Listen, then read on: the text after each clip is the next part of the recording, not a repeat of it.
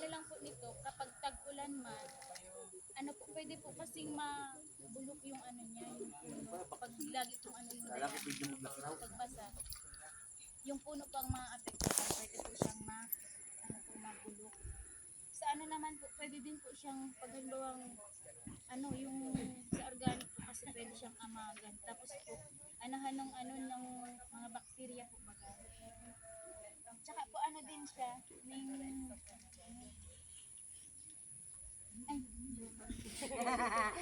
tama na. Tama na po, masyado na marami yung benepisyo. Baka naman na nasobrahan. Pero yun po, may mga katanungan pa po ba kayo sa ating mga kasamahan po na nag-discuss about sa mulching?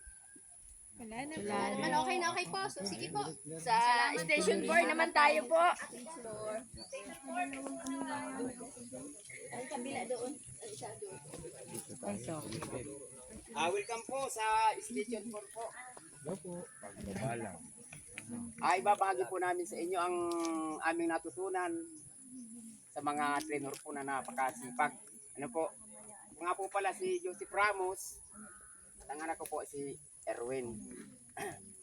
Ang kabataan po talaga dapat tama yung sabi ni Sir Alibaba na dapat mahubog sa mga ang mga kabataan. Ang iano po namin ngayon ay itong sa trellising.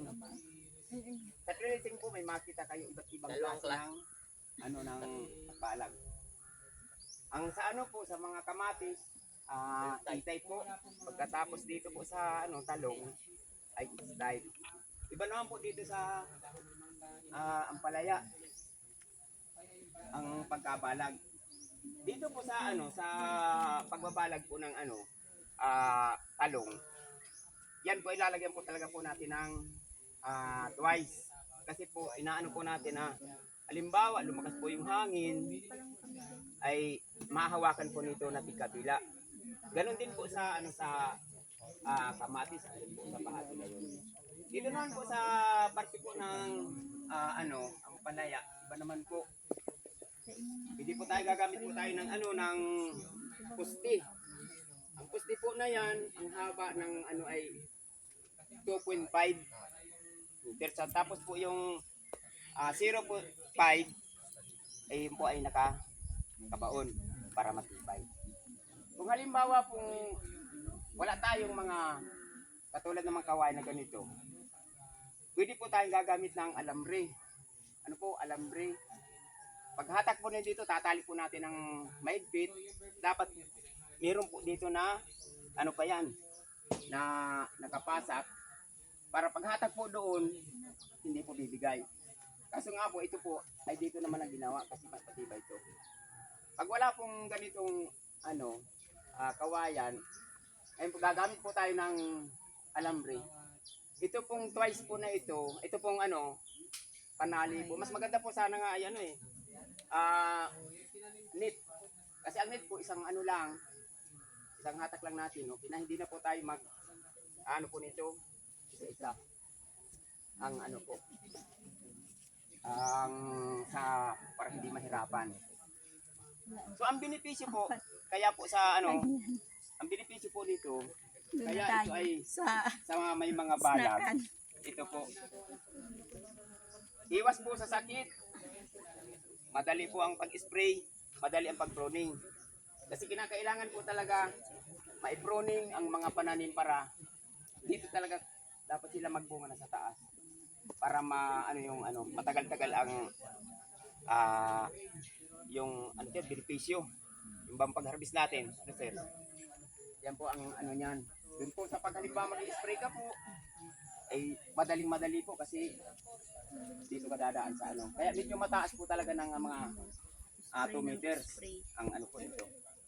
Ang ating pagbalag dito sa ampalaya. Sa sitaw po, mayroon din po kasi na sitaw na ang pagbalag ay minsan ay E-type. Kaya lang mataas siya. Ang taas po nito ay alas mga 2 meters din. Kasi po, ang sitaw mataas din ang ang gapag niya. Ganon din sa pag-pruning, madali. Madali sa pag-spray, madali sa pag-ani.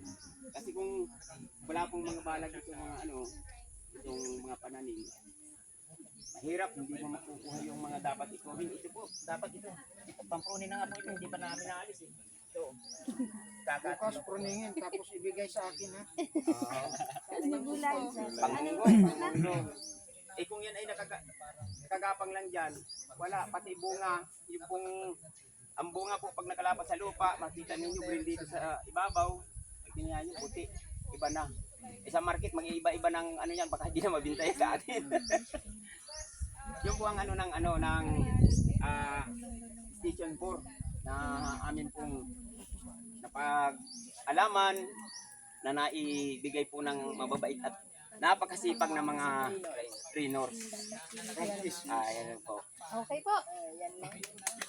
Sige po, may tanong. Ay, naghahamon po ng tanong. Ang kabataan dito, baka daw may tanong po kayo. Baka daw sige po may ibigay tanong, niyo tatay ng na galing ano. aming anak. Pero hindi pati yan. Tanong lang, Ah, paano kinokontrol yung mga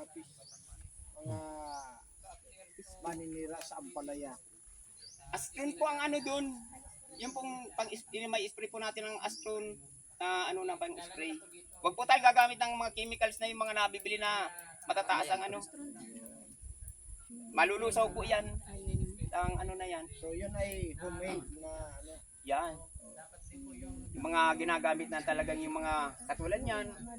Yung pong mga itong ano, pinakamaganda po pwede tayong gumamit nitong Madre Cacao, sili, bawang, marami po yan, luya. Marami po inaano lamang po yan. So sa pampabulaklak naman para dumami ang bunga. Ginisa na. Amino acid po yun. Ang kinakailangan natin doon ay yung mga nabubulok ng mga prutas, ano rin po yan, sustainable yan sa ano. Fermented po, no? FPG. FPJ, Hindi si ano, si... Hindi si Fernando. Si Fernando. Tsaka sir, ano pa yung isa yung nilagay dyan? Para may nakita ko mga nakasabit na mga, pang-protection din. Ay, protection po yan sa ano, protection po yan sa para yun, ang karamihan baga po ay yung ano, yung mga parabutas na ano, tawag yung Fly, putakti. putakti. Yan, ang pinaka-ano po niya para hindi matusok-tusok. Atraktan. Sabi.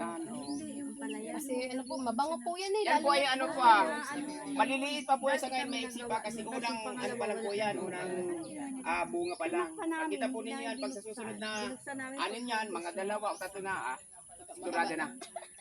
order na po kayo. Order hati kayo. Okay. Okay po. Sige po. Yun lamang po. Maraming salamat. Tapos na. Merienda time po Doon na tayo sa merienda. Merienda time. Yun ang